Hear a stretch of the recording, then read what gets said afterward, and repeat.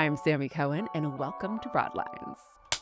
Welcome to Broadlines, a weekly video podcast by the Female Quotient. One topic, one expert, and everything you need to stay ahead. And today we're learning about why understanding trends, tech, and even pop culture can actually give you an advantage. Today's guest has a very, very impressive resume. We have a file on you. Ooh, wait, I'm nervous.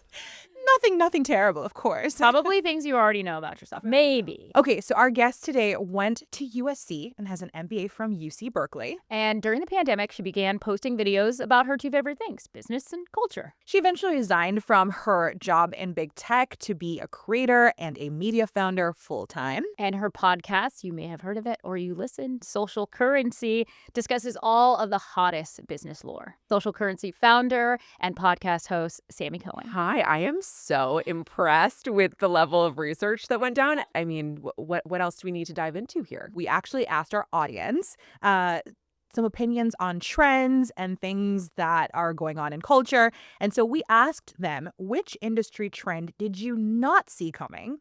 And the overwhelming answer, the top answer, was podcasts becoming major media properties. That actually surprised people that podcasts would become major media properties. Some of the other answers were influencers becoming founders, TikTok launching new music careers. And then some people did say that they did know that these would all be big. And those are the people that we're going to talk about who probably have a bit of an advantage knowing those things. The podcast thing surprised me, but also I guess I was one of those people in the beginning that was like, what is this? And then all of a sudden it's been a decade or more of people podcasting. I'm like, oh, this is kind of like how reality TV for me, where I was like, reality TV hasn't been around that long. And then I was like, oh, Survivor. What we're seeing is, and this is not new, this is over the last decade or so when this shift has really solidified. But I think the rise of the individual creator, obviously that's happening because of the democratization of every person who has an iPhone has the ability to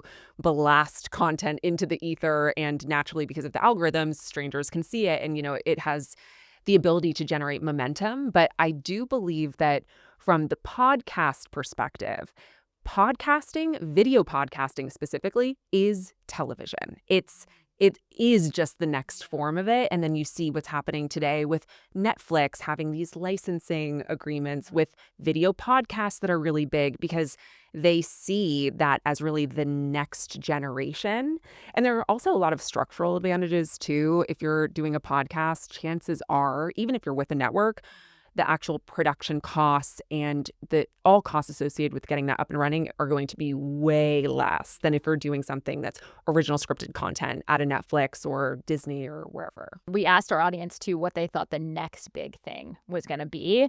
And it was kind of a tie here. It was brands becoming entertainment networks and AI-enabled businesses. The AI train, people are like on it, then they're off it, then they're like, don't use it in business. And they're like, we have to make it all about it. So the fact that people are anticipating AI-enabled businesses, I think, is very interesting. And then some of the others were in real life and community marketing, beauty trends becoming brands, which you're going to talk about a little bit later, and then just the power of name brands shrinking.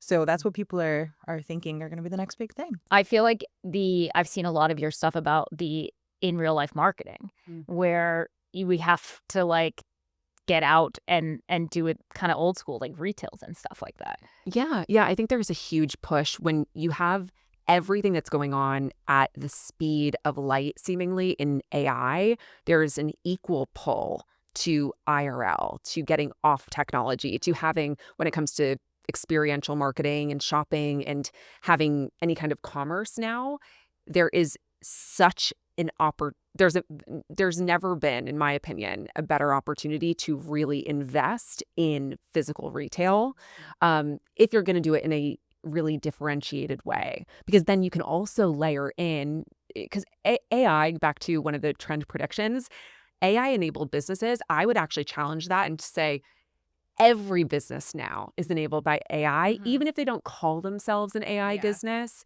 I guarantee AI is being used for a lot of their workflows. But now that you have the ability to use AI to help with product sourcing and selection and innovation, and then you use those findings to then power the in-person and the retail experience. That's why I think it's really going to be the future of shopping. For people who are like, oh, are we all going to buy out of warehouses and buy everything on Amazon? No, I don't think that's going to be the case at all. I'm glad. Half the time, if I felt the stuff I bought online, I probably wouldn't buy it because I need to see like quality and like what I'm getting, size, fit. Like that has gone out the window, and it's just so many returns and so many things that like if I just went in person, none of this other, it would actually take me less time. Well, something really interesting I want to add here, because I agree with you that people are feeling this way, but I think what's also really cool is that the youngest generations are finding their ways back to malls and physical experiences. So they feel it just as much, if not more, than I'm a millennial, than millennials do. Yeah. And I think what that is telling me is these younger generations grew up with an iPad at the dinner table. Unfortunately, it is what it is, right? And they are so native to cell phones and technology. So even when you grow up, or because of the fact that you grow up with that, you crave it even more, which actually gives me, I'm a tech optimist. I think there's a lot of skepticism and fear mongering and just fear about jobs with AI, right? I think if you are looking at everything that's happening in AI and the potential to unlock opportunity and really expedite a lot of things, I also think that you're going to see a lot of greatness in just humans kind of outsourcing a lot and being able to do more human stuff. Understanding these things, I think, is what gives a lot of people advantages professionally, personally, no matter what you do. But let's define like what understanding it like actually means. So when we say someone understands culture or is culturally fluent or has social currency, as is the name of your podcast, what does that actually mean? I don't think anyone's ever asked me that before. I think understanding culture means understanding, and I think about this also with the terminology of social currency. It's not looking at one specific item or one specific trend or one specific, hey, this brand did this marketing campaign. It's being able to actually extrapolate out and see broader patterns and more macro trends and see where shifts are really happening, which then enables you to be at the forefront of the conversation. And I think that's where I get so excited. And my favorite part of doing content is actually exactly what we're talking about today, is deep diving what a specific company is doing or what trend is happening, and then thinking about the why and thinking about threading the needle of really like the shifts, more broad shifts that are happening across industries, because that I think is really how you tell what the future is going to look like. What can trends in media and tech kind of tell us about business and where it's going before those numbers catch up, before we see that? I think the way to do it is taking a look at and it kind of goes back to what we were talking about before, where you kind of see an instance of something that's happening.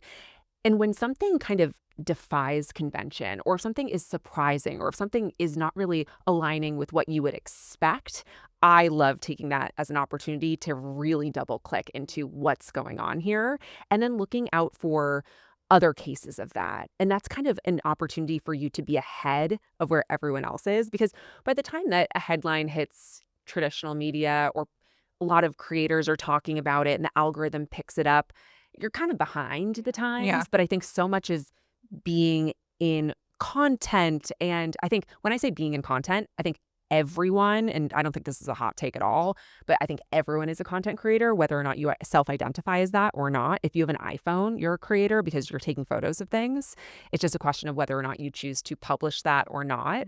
And I really believe that as someone who's consuming and creating content, everyone has the ability to see those trends too. It's just a question of how much you choose to really like look into it and deep dive them. So how do you personally tell the difference between what is just like a passing thing, like a passing trend, and something that's going to be, sustained and culturally relevant and maybe inform like business and media and tech like later on? I think so. There are a few things that you can look at that give you early signs. And I think when you see something on social media, that could be TikTok, Instagram, wherever, and there is a really viral moment, and this is before it goes into mainstream, but this is maybe like a handful of creators have videos that go into the multi-millions, yet it's not at the point where Wall Street Journal is doing a deep dive on it, right? It's like, okay, what is driving this? And I think so much of what we see from the consumer standpoint, I'm talking about anything in CPG, beauty, really across the board for consumables, where I'm really excited, this is kind of taking a slightly different angle to your question, but I'm really excited about pretty much anything that's coming from South Korea right now. South Korea beauty trends have never been hotter. Olive Young, just came to California. I think Labubu is obviously from Pop Mart, and Pop Mart is in China. I think I'm really excited about Asian trends, and I think that we're going to see so much more over the next few years. So whenever I get someone sends me something, because my audience loves to send me stuff that's kind of like breaking before it gets to mainstream, and there is kind of a South Korean angle to it or something from Asia, I always pay more attention because that's just the zeitgeist right now. Yeah, I think they, for whatever reason, they're a few steps ahead of culture, and we are very open to embracing that by the time it gets here. And so that's, I guess, my hot tip of like, just pay attention to South Korea right now. That's a good one. Do you think to be culturally fluent, though, do we have to constantly be online? Is that the barometer for it, and that's how we search for it, or could you do without having to be on your phone? It's multi-layers. I think the easiest way, or the most low-hanging fruit, is if you are going to be a very online person, you're going to just naturally, by the surface area of your time online, get exposed to more, and you'll be able to pick up things. However, what I will say is some of the most creative, innovative, forward-looking people that I know are not online really at all.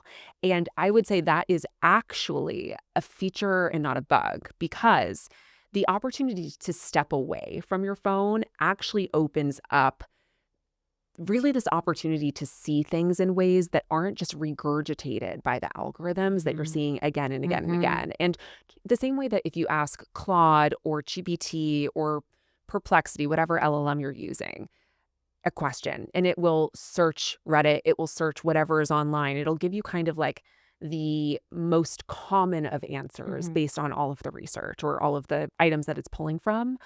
I believe that if you are constantly absorbing things online, there's a certain element to that you're going to get to, where you're just kind of going to get regurgitation of what other people are thinking. Right. So stepping away is actually a superpower if it allows you to really come back and think about things in a refreshed way. And just as an anecdote, when I take time offline, I was at Cannes Lions and running around with everyone, which is very much not offline. I was online. But after that, I took 10 days with my husband. We went to Greece, and I was purposefully not, I think I opened Instagram like just to put up Instagram stories. I was not consuming anything. And I purposely was like, I'm going to put up these stories because I know people want to know what I'm up to, but I'm not going to take in a single thing. And I came back from that trip, and this is obviously the point of taking trips like that. I was so refreshed, and I had so many new ideas. And that type of thing, I believe, it's so much easier to get to that state when you've actually stepped away. Yeah. If I'm in it and really in execution mode, and I'm working on a lot of video content, and I'm on my phone absorbing things, I find that my light dims a little bit on the new creative idea front. That diffuse thinking is the way to go, because when you're not thinking about it, new ideas, and it's kind of like growing a new garden. Like you have something else that's in there that you didn't know. It's like, it actually, we've done episodes on like, you need to take a rest. You need to detach a little bit. But then it's so interesting because I do feel like so many of the things like that happen in culture, in pop culture, in trends, just live so heavily on the internet that like sometimes I even think to myself, like, how would I have known about this? Like, I have a friend who doesn't do Instagram, and like when I get with her, I have to like tell her my life, and I'm like, I put on my Instagram stories, like, why don't you know what's happening? Like, you know, and there's a beauty in that, yes, but I always wonder, if you are trying to keep up with trends, like how you find them, you know, like outside. Well, yeah, I actually, that's a great point and a great question. Like, are we chasing these? I feel like chasing them is not the way. Like, even like in relationships, you cannot chase. So if you're chasing the trends, are you already behind? Like, what's the most natural way to find something that's going to work? I think that if you naturally cultivate, I'd say, relationships, if you have an eye for things that inspire you, and we're talking at a pretty high level here, but let's say you are really interested in knowing what the latest is in fashion, right?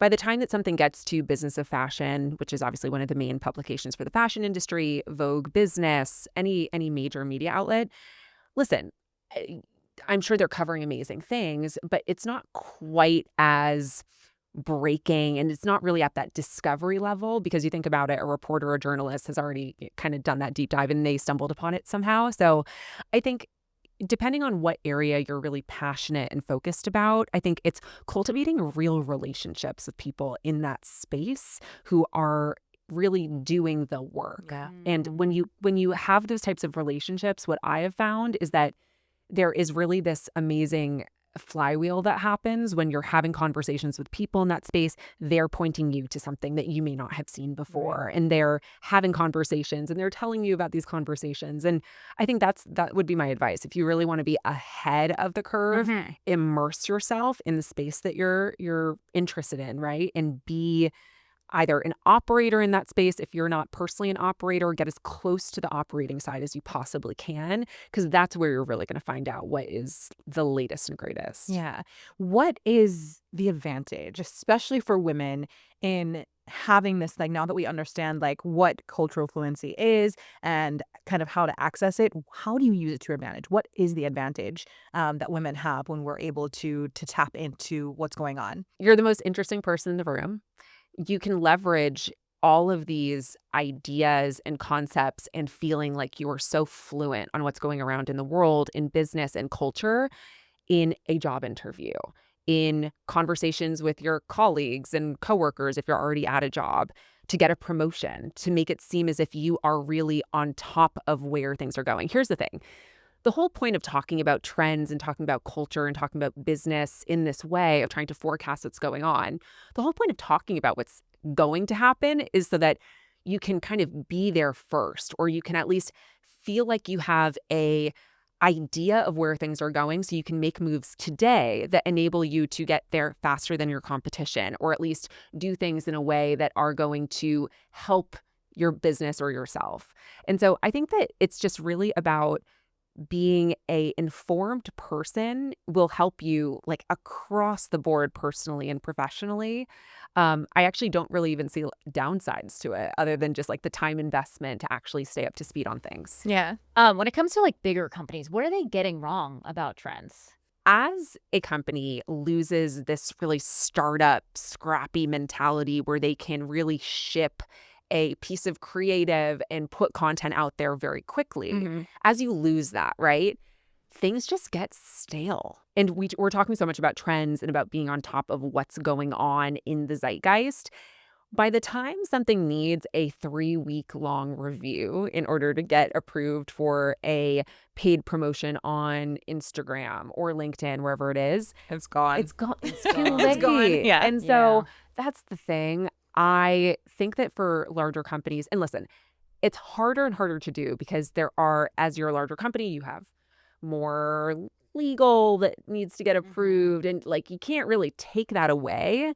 But there are things that you can do. I think, especially when it comes to working with creators, almost every large company, especially in tech, have some kind of influencer marketing program in place. I think that's where you can really work with aligned people, because we've all seen the statistics, right? People who are on the internet, consumers, trust individuals more than brands and companies, right? So that's why, I mean, influencer marketing is what it is, and the booming industry that it is. It's because companies know that if they put out a piece of creative themselves from the brand account versus having someone that is aligned with them to promote their product or service, they're going to get more traction on the person. So I think that's where big companies can get really aligned creators, influencers, whatever you want to call it, who are really putting out content that, first, they need to have built an audience that trusts them, so the message actually lands. But I think the companies that have that right fit and invest in those relationships longer term than just a one-off video, those are the ones that I think have the best opportunity to really break through. Do you feel like your kind of corporate experience at Amazon and some of these bigger companies made you a better cultural commentator, or do you feel like you needed to unlearn some of the corporate stuff before you could even start talking about it? So I actually think it's a superpower, and here's why. I think that there are so many creators, people talking on the internet who think that they have a perception of what's going on. They want to give their POV, which is fine. I'm not saying that they can't do that. But I think the lived experience of working and actually being in the workplace and understanding business, going back to what we were saying around operating in the field, I think that experience is so invaluable. You can't make that up. You can't pretend to have it. Yeah. Because when I'm speaking about anything across big tech, retail, I mean, I worked at Aldi before Amazon. So like the grocery industry and logistics, I speak from a place of I've done this. I know how the industry works. And I can actually then, if I'm covering a story, then give my POV in a way where it's like, all right, like I'm going to actually tell you how this probably went down based on my experience. I think if you don't have that, you can still give your perspective, but I don't think over the long term, it's going to land quite as well as someone who has had the experience. It's like when you have like a 22-year-old whose Instagram bio is like creative director. It's like, well, honey, you should probably like have a few more years of experience, you know? You're probably not at the creator director level yet. And you will be there, but I think that there are so many people who really search for clout, and it's really easy. Anyone can put out their thoughts on the internet nowadays. So if you have the lived experience, it's one more check the box of, okay, I have some validation here in what I'm saying. And so I think that matters. Well, when it comes to your own content and like, how do you decide, because trends by definition are coming and going all the time. There's a different controversy or something every day. How do you decide what has weight and what's going to stay? Like, what are your markers for what's going to be in your content? I don't really have set parameters. Mm-hmm. It's a lot of it is based on gut reaction to a story. And a lot of what I cover is more breaking news of, okay, this is something that's happening today. Let's talk about what's going on, why it's, who the players are, why it's happening. And so I think that there's so much of social media from the news angle that is so based on time after the story broke. Because everyone knows if you're talking about something and it is very much in the zeitgeist and it's very much something that people want to learn about and hear about today, you better get that video out today because it's going to have a much higher likelihood of virality than, and sometimes it's like even by the hour, you hustle in those moments. And so, yeah, I think going back to the question though of how I decide, it's based on timing. It's based on like how spicy is the story. My one-liner is I talk about the hottest business lore. So is this hot business lore? And sometimes I cover lukewarm business lore, and that's okay if it's not breaking news. But I always go back to like how shareable is this too? Like is this something, if someone's seeing this for the first time, are they going to share it? Are they going to add it to their stories? Is there something worth commentating on? So what have you learned about the difference in actually like just having the attention? So like, this Travis and Taylor thing, and actually, having the trust of your audience where they're going to come to you because this story maybe broke, but I want to hear it, specifically from Sammi because I know her take is going to be the hottest business lore take. That happened very recently, actually. There was a really big story that broke in the fashion tech space, scandalous story. And I had a lot of people in my DMs and tagging me on other creator stuff to say, Sammi Cohen talks, we want to hear your take. I think how that really builds, though, is you only get those people from your audience who want your specific take once that trust has been built over time. And how is trust built over time between a creator and their audience? Very simple answer. It's providing value, free value, again and again and again. Because listen, like in some other universe, maybe as a creator, I could have been someone who's like, you know what, I'm going to be covering the hottest business lore on a regular basis, but I'm going to put it behind a Patreon. No shame on Patreon. Patreon's great. But like, I chose not to do that because I was like, I really want to give my audience as much content as possible for free. And I chose that was not going to be a way that I was going to monetize at this time. Listen, who knows what's going to happen in the future? But I think my audience then trusted me because they were like, oh, I'm getting to hear this person, Sammi Cohen, give a rundown on a story that I'm really interested in, and I really liked her perspective.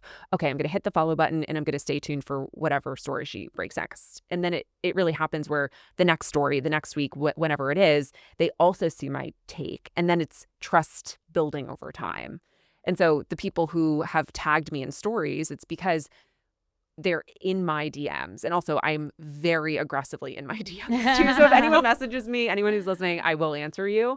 But I take that privilege very seriously. If someone comes to me with a suggestion for a story or an idea, or they say, I'd love for you to cover it, I will seriously consider it. And I will if it makes sense. And obviously given my bandwidth and all of that. But I think it's the biggest compliment in the world when people come to you and say, I would love to hear from you. When it comes to a CEO, what do you think the common thread is that you see in these very successful people? What is the common thread in a great CEO?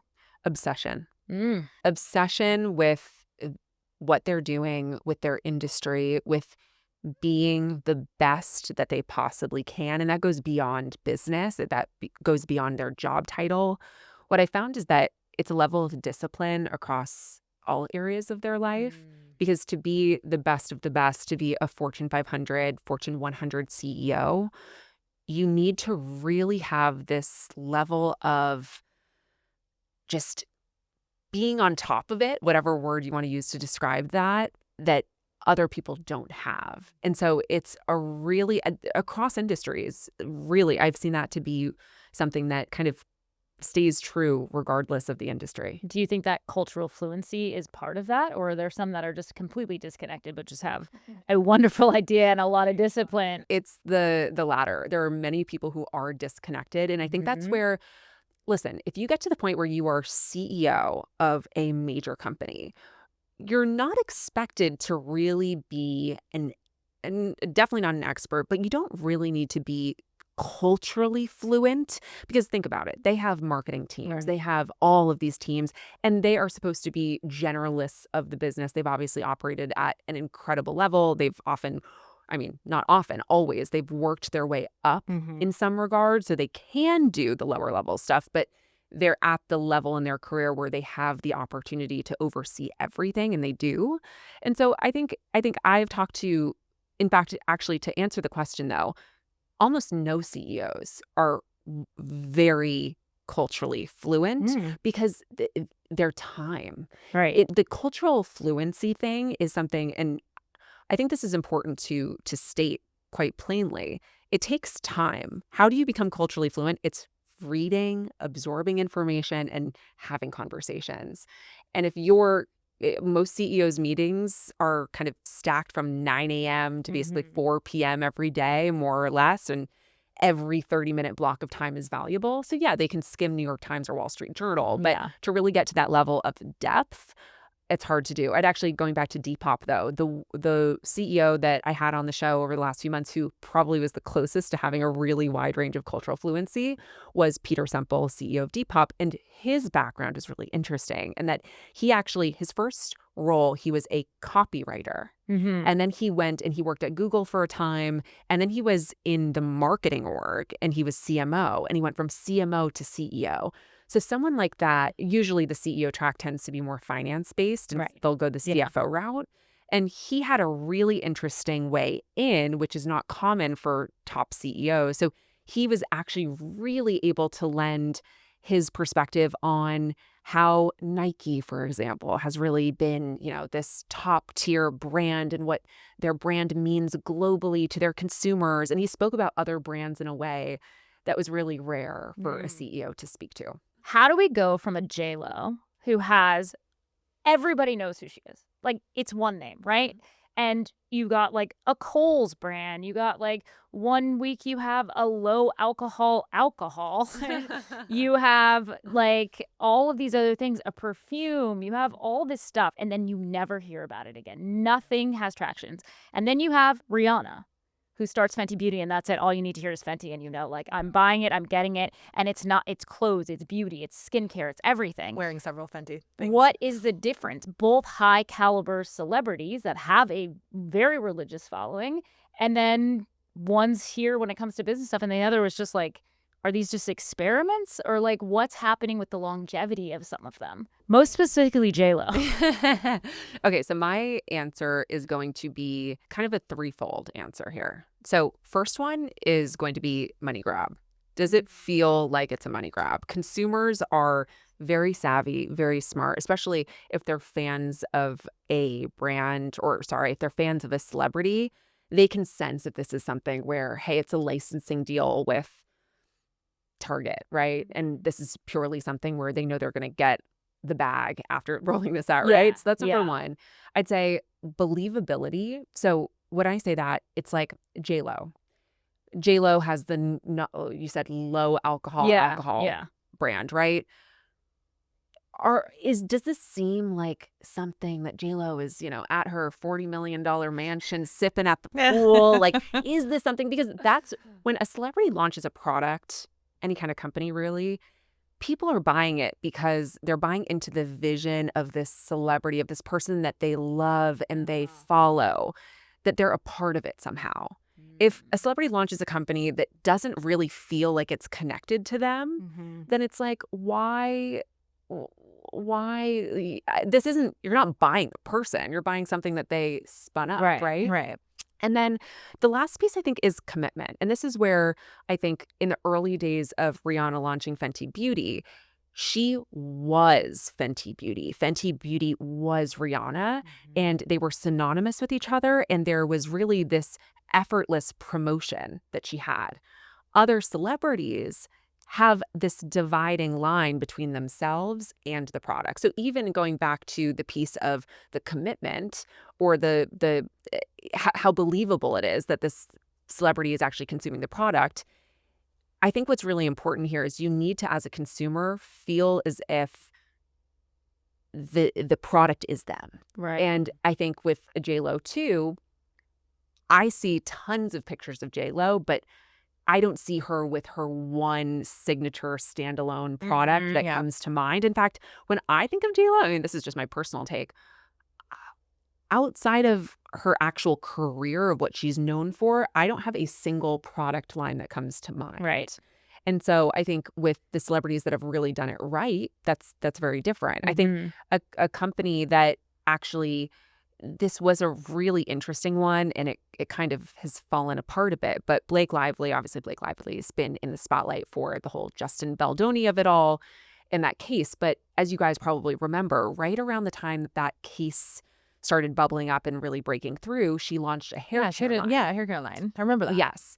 And it launched in Target. And prior to all of this, what was Blake really known for? I mean, many things, but her hair was this really iconic representation of who she was. And it was always like voluptuous and beautiful. Right, yeah. And so people on paper, before all of this lawsuit stuff happened, people would assume that Blake launching a hair care line, Blake Brown Beauty, that would be just a knock it out of the park experience and she would crush it, right?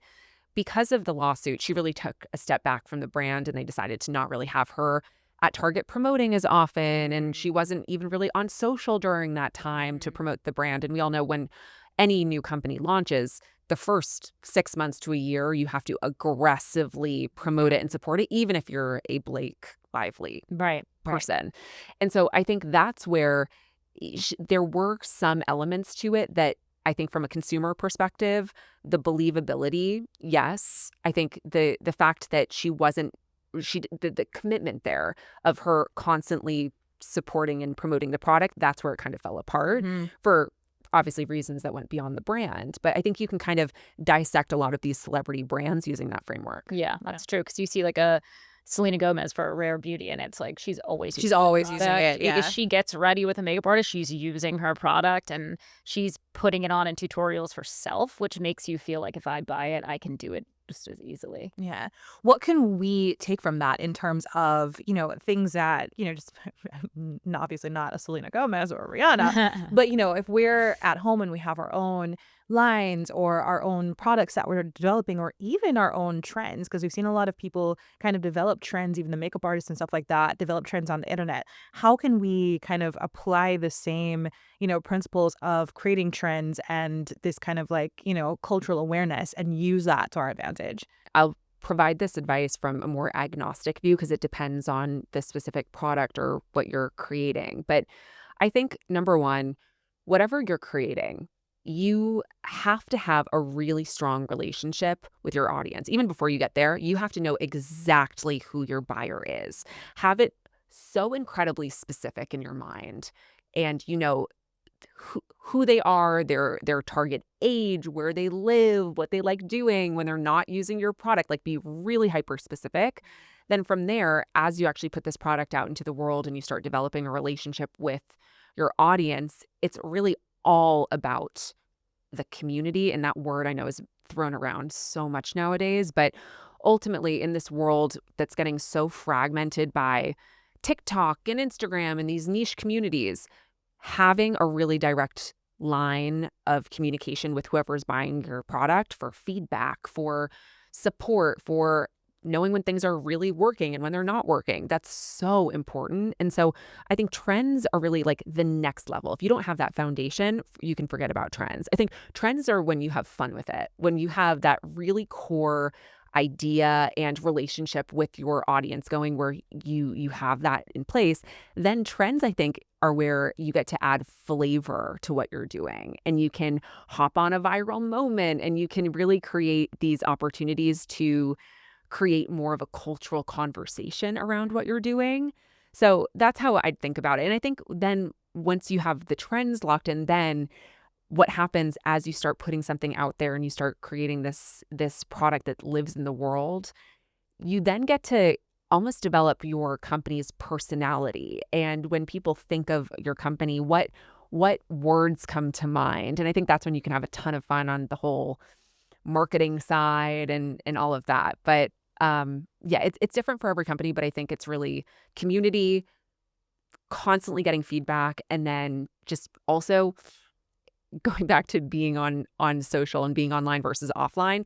When you're growing a company, you do really have to be out there, like in every possible way. It's short form social, it's long form, it's a newsletter and whatever newsletter platform you want to do, it's get on podcasts. It's like, that's the thing. As founders, we are our own media empires and PR teams. And I mean, some people, of course, have, the resources to bring in teams to support with that, but most people don't, especially when they're starting. So it's like you really got to do it all. Let's say there's a trend. How would a company capitalize on it? They get this viral moment and not let it slide. Oh, yeah. So that's where I think the being like constantly online helps, because the earlier you are to a trend, the better, right? And so I think that's where, if you are any kind of company, you have your social person who is, their job is to be in the DMs. It's to be consuming content on social, watching also what other brands are doing, what's really working for them, especially if they're not in your same category. Because what I found is that brands that look at other brands that are in different categories and take something that's working really well there and applying it to them, that same framework can usually be super successful. And it's even better if they're not in your space, because then it doesn't feel as like copycat-y.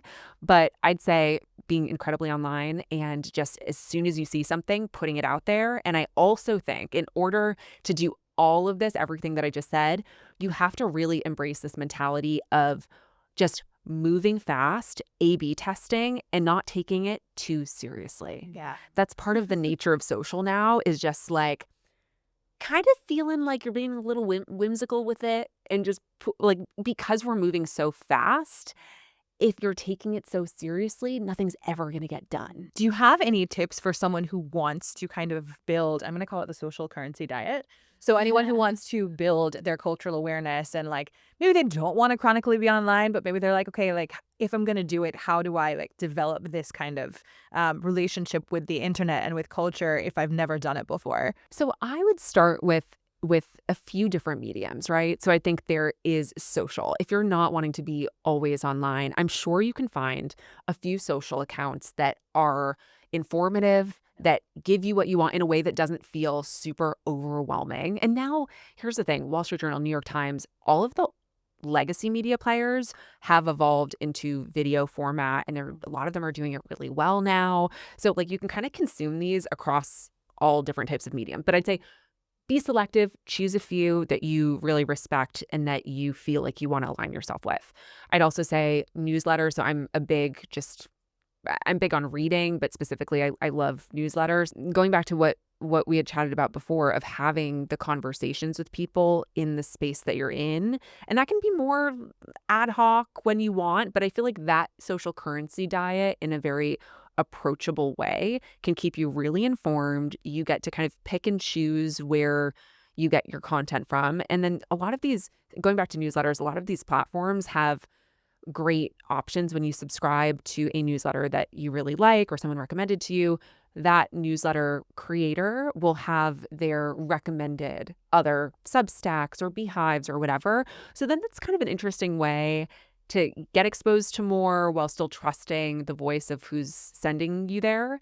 So I've found some of my favorite newsletters from that feature too, of like not knowing them and then saying, okay, yeah, I'll subscribe because this person recommended it to me, and then I end up loving it. If we are a business owner and we catch a trend and we're like, we're going to ride this wave, how are we monetizing and how are we making money? What's the next phase? Like, we did it, we got it, and now you maybe panic or like, how are we going to make this our thing to last? I wouldn't think about it in the way of direct monetization because I think with hopping on a trend, granted, it can be different. My answer would probably be a little bit different if you create the trend. And then there's a little bit of, I don't want to call it IP because I'm not a lawyer, but there's some intellectual currency and credit, which is definitely a form of currency in today's online environment. That's a little bit of a different, because then you can get tagged as like the creator of this trend, right? And I we've feel seen a like bunch that of happens very rarely, that I find the well of who actually when it gets created really it. Which I feel like people are getting upset about. Like, people now want to be Yeah. recognized for starting trends. Yeah, and like you saw the whole Patrick Ta beauty thing that went down, and how the creator of the transitional blush, technically, that was a method that she was using, and she was very instrumental in that getting popularized. And then he comes in and basically says, more or less, I created the trend. Like, that's where I think more so than ever, the creation of a trend is going to get more credit than it has been. Yeah, because I feel like I never see. Yeah, I mean, that was she had that example of Patrick Ta as well. Yeah, because I thought that was really one of the things where, and it was so nuanced. And I saw the conversation online. I actually saw several people, like, they love how you covered it because you were giving the facts and kind of telling, like, what both sides were doing without, like, taking a side. But a lot of people thought that, he was in the right because he technically took the trend and made a product which you can legally, like, copyright. But then this creator is the one that made it popular. Of course, it's way more nuanced than that. But I think that is a very big example of, like, when people are online and, we're using culture to our advantage and we're using trends to our advantage, like, thinking about protecting it in some way. Obviously, you can't, like, copyright, like, I do my blush this way, but how can you, which is translating that then into some kind of product or business move or protect it? something. So this is the nuance of the situation. Patrick Ta's company went as far as to apply for the trademark of the terminology of, obviously, he created this product, which was in that category. And the original creator of that trend hadn't applied for even like the word mark of that. And so she, even though in the zeitgeist and cultural awareness she was associated with it, that's not a legally protected thing, at least today, right? Social media is crazy. The world moves so quickly. In the future, may there be a way to actually legally protect that if you have a certain number of posts? I mean, this is getting crazy, and I'm definitely not a lawyer, but I think that we're getting to a world where the credit, and that's why there was so much backlash against the whole situation, the credit matters. And I think that, I mean, my take on it, yes, I tried to be very objective in that video, but I think that there should have been more credit given in some way. The exact way is still very open to interpretation, but I think that that was a huge miss on his part. But I think to answer the question, though, because then I kind of went off this tangent, though, if you were just hopping onto a trend, that's the key differentiation I wanted to make of hopping on it versus creating it. Hopping on it, a lot harder to monetize. What you're going to get in terms of currency is views. And views lead to people saying, oh, who created this? This was funny. Let me click the profile. Oh, let me learn more about this. And then that's how you get them in. Yeah. It helps a lot more for the conversion on a viral moment if you're talking about something that relates really well to your company, right? Or to what you're doing, or the text on the screen, it hooks people in enough so they're like, okay, I want to actually now follow the brand. Vast majority of the time, a viral moment that's picked up by a brand is just like oh, that was cute, keep scrolling.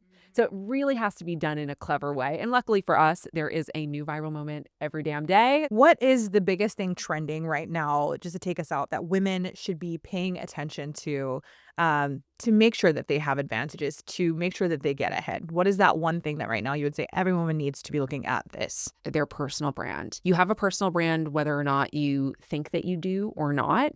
The internet, when someone Googles you, whether you show up with something interesting that pops up on page one or not, that is still a reflection of you. And it sucks, especially just to call a spade a spade. If you are not someone who cares to do this or wants to, or just has been really shy about putting yourself out in some way. Listen, you don't need to have a podcast. You don't need to be the host of a podcast. You don't even need to be on a podcast. I mean, I'd recommend it if you could, but you don't have to. I think what's really important is we keep going back to what it takes to put something out there online.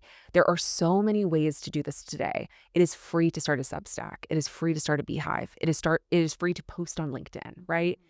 Put something out there, because in the crazy world that we're living in, you never know with AI and job security.